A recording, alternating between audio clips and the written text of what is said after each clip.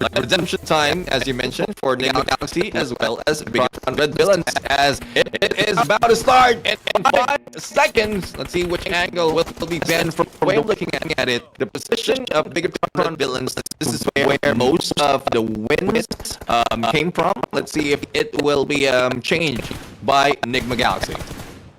Here we go. No blood drawn yet here for both teams. Just trying to position themselves.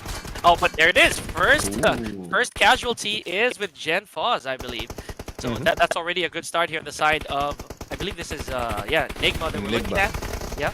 And no change of terrain.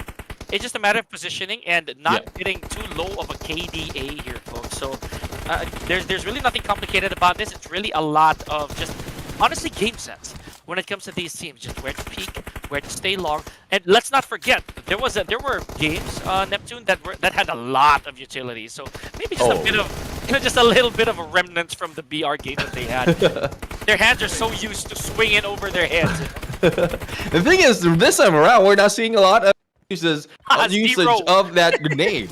So like it's just gunfight after gunfight. Though they do have the grenades, but they're not using that to their advantage. But we have Bigatron Red Villains, who was able to catch up with the points and take a huge lead right now, and it is quite balanced. It's a lot early, and we've seen like switches even more than this, so I won't be surprised if it will be going back and forth up until we reach that 30 mark. Oh man, it's and you only have 10 minutes to work here, so maybe maybe, you know, these teams could be.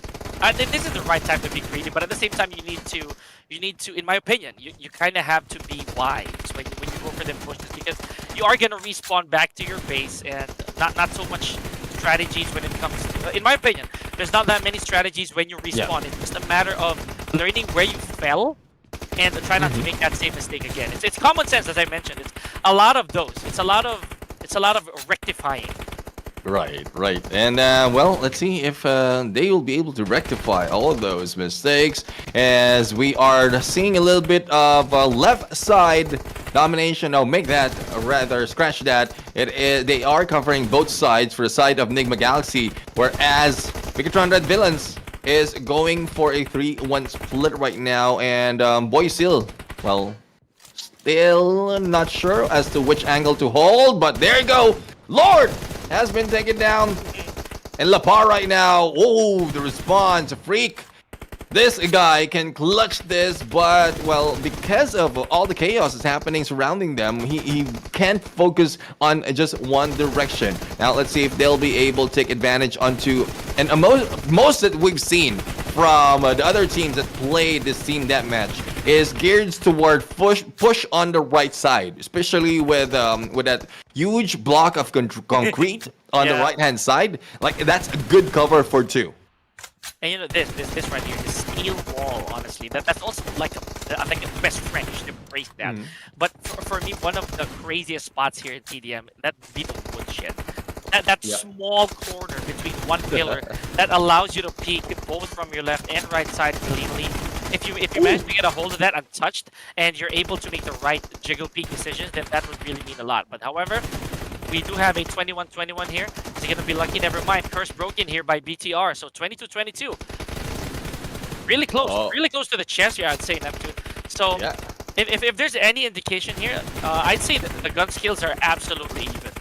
Yeah, they are each pristine, that we don't have any clear view as to who is taking advantage of which team. But Coops right now flanking straight into Superboy, and Gen Foz will be in here as well, going and challenging Freak. But Freak has, I believe, one of the most combos in that spot in the containers, because he all he has to do is just peek a few moments and utilize that TPP to find out where the enemies are. But Raouf, advantage on him, but Gen Foz took him down, and Freak just respond.